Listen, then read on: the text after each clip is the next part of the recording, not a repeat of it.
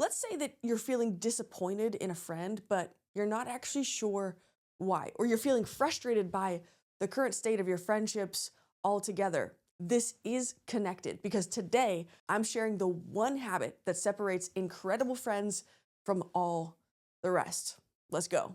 Welcome back to Accidentally Intentional, where we are on a mission to break through surface level connection to build rich, meaningful friendships. And I'll tell you right out the gate, if you are looking for someone to blame, this episode is not for you. This is actually an episode that's for the self-aware types that really, truly want to grow, because I'm going to help you diagnose a potential issue in your life and your friendships and ultimately propel you towards having a conversation with someone you care about in your life as a result of what we're going to work through today. So the one habit we're going to be discussing is actually a thought pattern, and it's one that I call the ACE thought pattern. And when you learn to master this thought pattern, you are going to be the friend that everyone wants in their life and in their corner. And the best part is when you start becoming this type of friends, the people in your life are also going to become this type of friend too, just by watching you. So you just heard me call this the ACE thought pattern, ACE. I'm actually going to go in reverse through what the ACE acronym stands for on purpose to help you get a clear picture of what this thought pattern really is. So going backwards, we're going to start with E. In ACE, the E stands for adjusting your expectations. Now, you might not realize that you are having expectations of a friend that aren't necessarily fair. So not a comprehensive list, but here's 3 questions to ask yourself. And I really want you thinking through this, journaling, taking notes through this episode, because it's going to be a reflective exercise for us to go through together. So 3 ways you might be able to find out if you have unfair, unrealistic expectations of your friends is if you have uttered or thought the sentence, well, they should have known, or how could they not know that? And I say it with that gusto because that's usually the tone in which someone is saying that kind of statement. They should have known. Unfair expectation, because people cannot read our minds. Okay, maybe you subconsciously have been thinking this. You're keeping score in your friendship. You're thinking, oh, well, I did this for them, so why aren't they, coming back doing this for me? It's always a tit for tat situation. If you're doing that, you're setting unrealistic and unfair expectations, because friendship shouldn't be a game. It shouldn't be if you do this, you do that, because then that is a transaction. That's not a friendship and a relationship.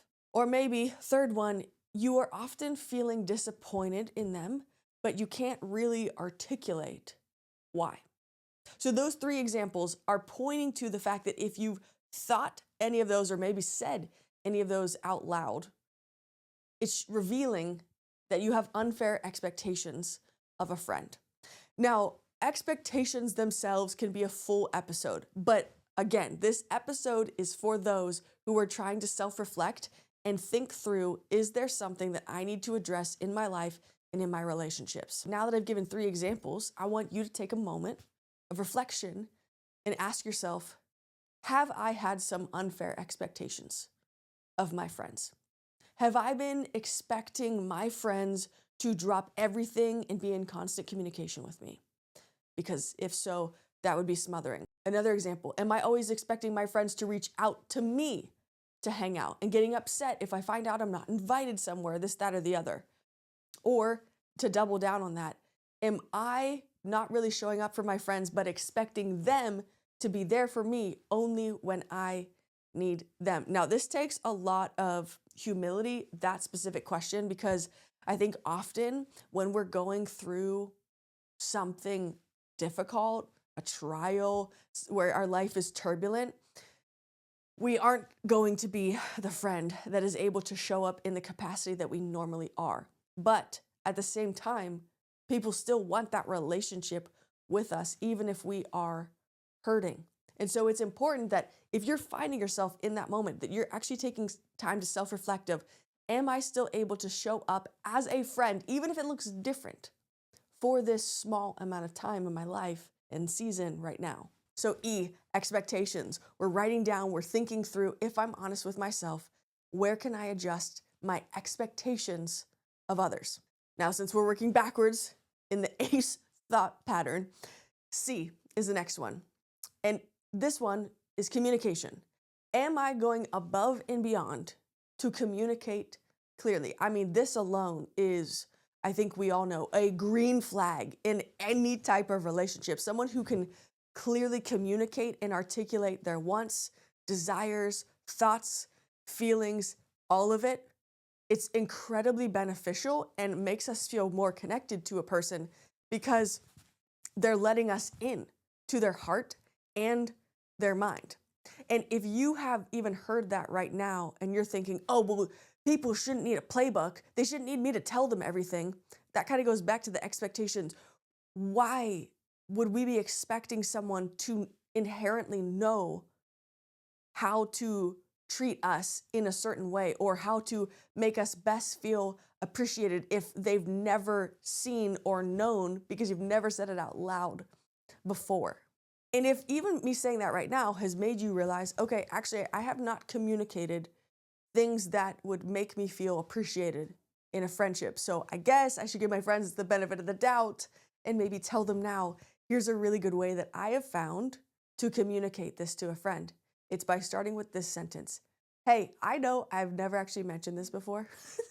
So why would I expect you to read my mind? I just want you to know that when you do this, when you say this, maybe it's a type of encouragement that makes me feel so cared for. Or if you want some behavior to change or increase or enhance, you can start with this sentence. It would mean a lot to me if, insert the rest of what you're feeling, thinking, etc. Now, here's where I think we can up the ante as friends. Again, this is for people that are self-aware and really want to grow, okay? This is gonna feel vulnerable, but I think it can pay dividends if you do it. I wanna challenge you to be willing to ask your friends, how am I showing up as a friend? More specifically, what can I do and work on to become an even better friend in your life? What's something that would make you feel really cared for? Do you know how few people actually ask this? And do you know that anytime someone asks that, 90% of the time, you're going to get an answer that unlocks a new level of depth that you had never anticipated before.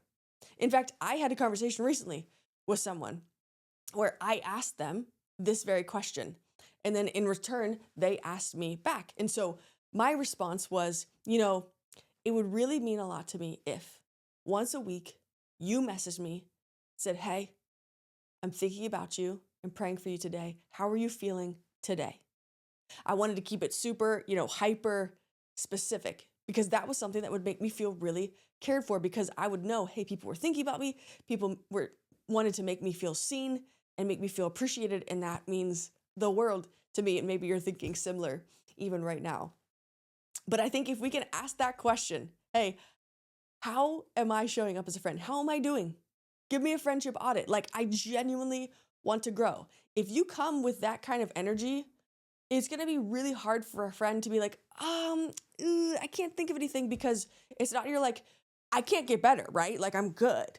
Like that's completely different energy. And if you said that, then of course, everyone's going to feel a little bit tense and not really wanting to share the truth with you because they're not sure that you're going to want to hear that. So again, this is all about creating a thought process in our minds where we're open-minded and really wanting to grow in our friendships. And that's what sets us. So I've done E, expectations, C, communication, and then of course, A is what the acronym starts with. And this is assumptions. I think assumptions and expectations, but really it can start with in assumptions, is a killer in friendships, a killer in any relationships, because we can let our thoughts deceive us.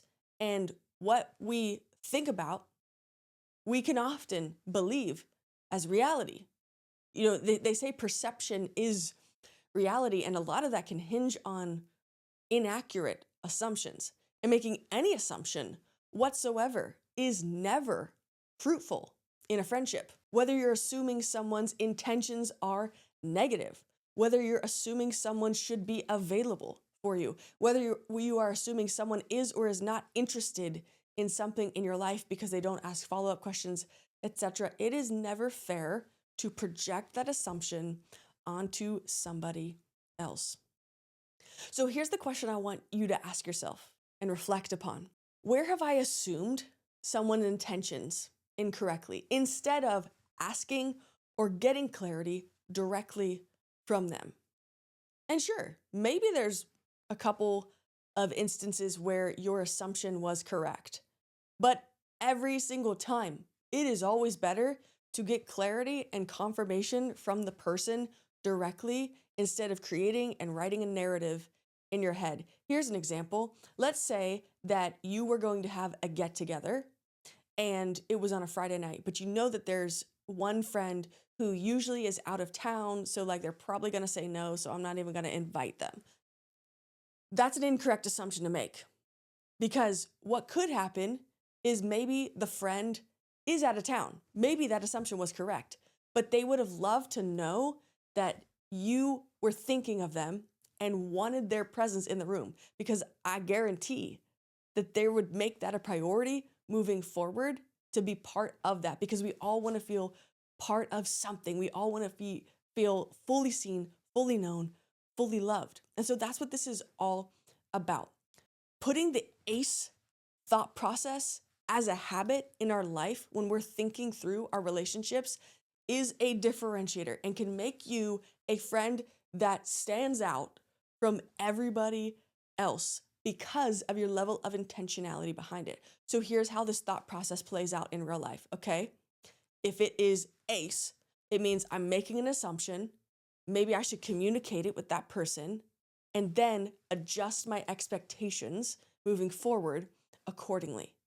Because you might find that you made an assumption, you communicated, it was wrong. Okay, expectation is I shouldn't actually make that assumption anymore. I need to set different expectations for them and for myself moving forward. So I know that this was kind of an ethereal and a very mindset-oriented episode, but I think our mindset is so paramount in our relationships, especially when we want to be people that build meaningful friendships. We have to be willing to self-examine, where am I missing the mark? Where can I do better? Where can I surround myself with people that also want me to be better too, and pull out and pull up my own potential in my life? And that's why I said at the beginning that if we all can start to become this type of friend who can own this habit and this thought pattern, assumptions, communications, expectations, change it all accordingly. If we can be those types of friends, it's going to become something that everyone else wants to start doing in their life too, because they're going to see you lead by example in a way that they haven't experienced in any other friendships before. And it's going to become this like magnetic quality that people are like, whoa, okay, wait, I don't actually need to make these assumptions in my own mind anymore. I can actually communicate if I'm feeling some type of way. And maybe I'm not setting the right and fair expectations. If we have the courage and vulnerability to go first, man, do we have the power to genuinely change the world? I love how there'll be the occasional one-off troll in the comments section here, and they'll be like, it's so stupid. Nobody should believe in this. People are dumb. People are horrible. People are abusive. People aren't trustworthy. I mean, I've heard all of it. Yes, maybe that was true for you in one setting with one specific group of people, but that's not the whole of society. And this is why I get so filled with so much hope, because we can actually be the change we want to see. And I'm not trying to like say something pithy and like, like frou-frou. I'm serious. We have that capability. If you want to build rich, meaningful friendships in your life, it gets to start with you choosing to become and embody the type of friend that you are looking for in your life. How incredible would it be to have these types of friendships where people are communicating, hey, I don't want to make an assumption, so is this true? And then having a conversation about, hey, I just realized I was having this expectation of you where I thought we would text every day. That probably isn't fair, is it? How can we do better? What's a fair expectation to set? I mean, again, the goal of this episode was to open and unlock a different type of thinking for us to go through in our relationships. And ultimately, the goal is to steer you towards having a conversation with someone you care about and want to improve your friendship with. I believe that you are worth building these incredible, rich friendships, and it can start right now, today.